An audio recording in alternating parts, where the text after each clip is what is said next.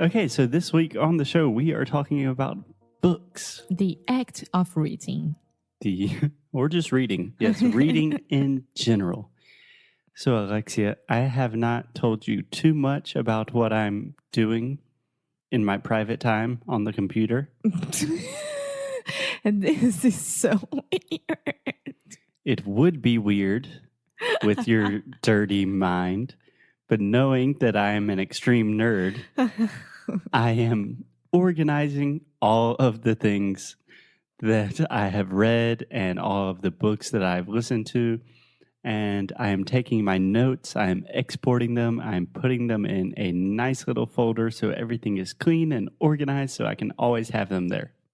I never had the habit of taking notes. Habit, taking notes after reading or during the reading. Never. Really? Yeah. Okay. That's interesting because I think I developed this in college. So I studied at a very small private liberal arts university where we had to read a shit ton of books. And the only way that you could retain all of the information is just highlighting, taking notes, because you could not review the entire book. So I think really my note-taking just started from studying in university. Yeah, I never had that. I always read a lot because I liked it, but I never, ever kept notes from anything. Yeah. So in the past, I would normally just underline things in a physical book or highlight things. And then reviewing for an exam, maybe I would write them. But you're talking about college books, right? Yeah, not necessarily textbooks, but things for academic study. Yeah. But then I started doing that for books that I just liked. Mm-hmm. And honestly, I started doing that with fiction and novels because of our friend, Jordan. That I noticed Jordan, he is a writer and a voracious reader. And if you see his books that he reads, each page has hundreds of notes. That's interesting. It's I liked the way he used this word. This famous author should have put a comma here. But nowadays, it is much easier to really take advantage of what you are reading with technology, especially with a Kindle or I think most e-readers. Because, for example, with a Kindle, you can highlight a section of a book. So, for example, I'm reading a book and I really like a quote or a phrase or a paragraph or even one word that I do not know. I can highlight that word. It gives me the definition. It gives me synonyms, other uses of that word. And then I can just take all of my highlights from the book and export them to a document. And that's what I'm doing. Yes, I remember that we talked about it in an older episode about Kindle. And most of people, they didn't know about this, like what Kindle can do to help you during the reading and use it for learning languages as well. Because if you don't know a word, you can just press it and it gives you the synonym. It gives you synonyms, definition, etymology. Yes, I don't know about other e-readers, but at least Kindles, they have a function called WordWise that you turn it on and it tells you everything about the word. Yeah, it's awesome. So I just wanted to make this point again because I think it's important for us to always tell people okay, you can get this. It's a little bit more expensive than an actual book, but it will help you a lot. Yeah, and I disagree. It is actually much cheaper most of the time. What? No, to buy the Kindle itself. Oh, yeah. Well, to buy a Kindle, I don't know about the new, super fancy Kindle, but my Kindle was $70 or something. I don't know how much is in Brazil. And then most Kindle books are significantly cheaper than physical books. Dun, dun, dun, dun, dun, dun, Yes, dun, it is dun, 5:30 here in Porto, Portugal on a Sunday. Don't know what that means, but it means church bells are ringing. dun. Já sound. Okay, so something really interesting I noticed in this process, Alexia, is I read a lot of weird shit that I did not recognize. You know? What do you mean? Like, what's weird shit for you? Okay, do you just want to hear a quick list of my most recent reads? Yeah, go ahead. So just imagine, I was imagining there would be like a consistent theme. Like, okay, I'm just reading business books or I'm just reading science fiction. But just listen to some of my most recent titles. Company of One, a book about running a small business, which we do. My Age of Anxiety, a book about an author that suffers a lot from anxiety. The Second Mountain, a book about the difference between being a boy and a man by a weirdly conservative journalist. I am relatively on the liberal side of things, but this journalist spoke at my university one time. The End of Jobs and the Future of Work. Bird by Bird. Outer Order. Inner Calm. Okay, let's keep going. Maybe you should talk to one. Maybe you should talk to someone. Thirst, a book about a nonprofit organization trying to save the water crisis. The Storytelling Animal. Vagabonding. The Awkward Thoughts of comedian W. Kamau Bell. Comedy Sex God. I Will Teach You to Be Rich.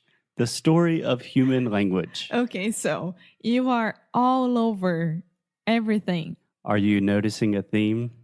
No. Yeah, that's exactly what I was talking about, that I'm surprised. I thought there was a theme to what I was reading.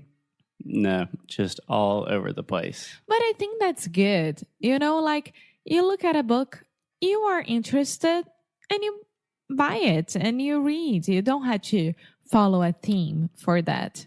Oh, I was delighted by the fact that I don't like labels. I don't want someone to say, oh, Foster, he's like this. He only reads things like this. And I don't know why I'm kind of against that philosophy. But when I'm looking at all the things that I've read recently, yeah, it's difficult to put a label on that. So, Alexia, what kind of books do you normally like to read? I love reading novels, that's for sure. Okay, novels, are we talking about just general fiction, memoirs? Yeah. Okay. Yeah. I just love. I think it's because it was so good during the time and you all know about it right now, but Harry Potter books were amazing for me, every single one. But I don't like this kind of books anymore. These kinds of books. These kinds of books anymore. These kinds of books. These kinds of books. There we go.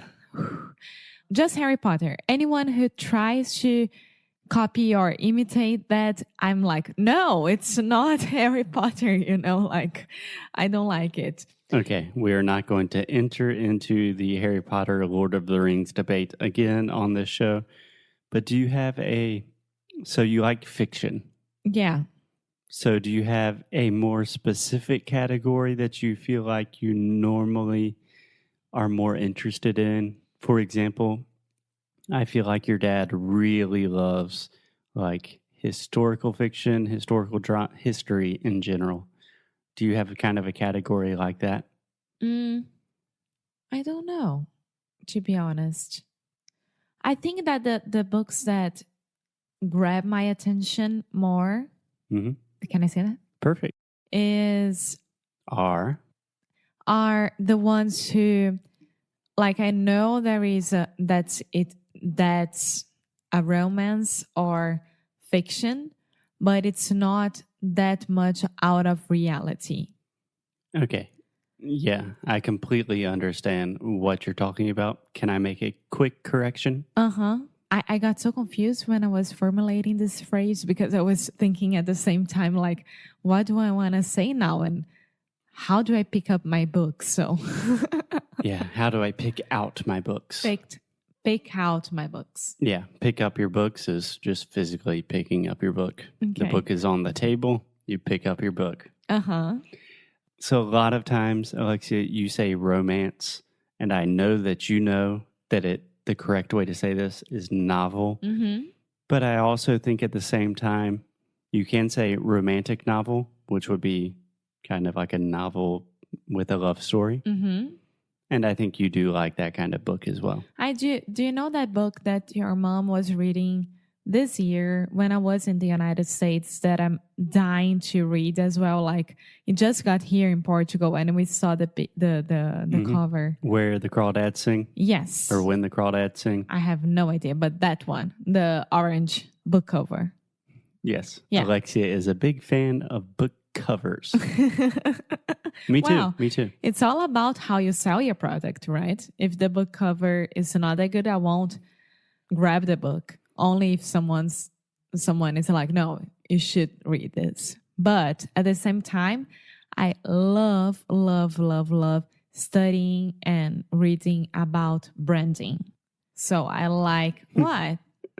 I'm just laughing because you say, oh, but it is very important, the cover of the book, and you love branding. And I'm just thinking about like, what is our iTunes logo when people look at this podcast? We created that in 20 minutes 4 years ago.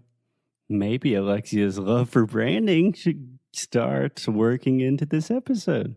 Yeah.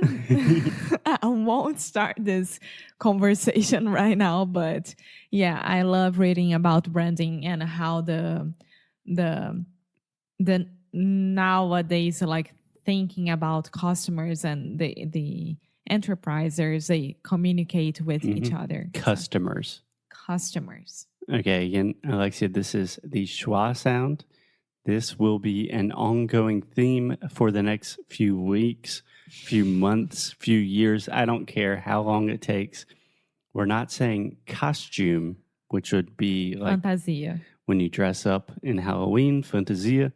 We are saying customer. Perfect.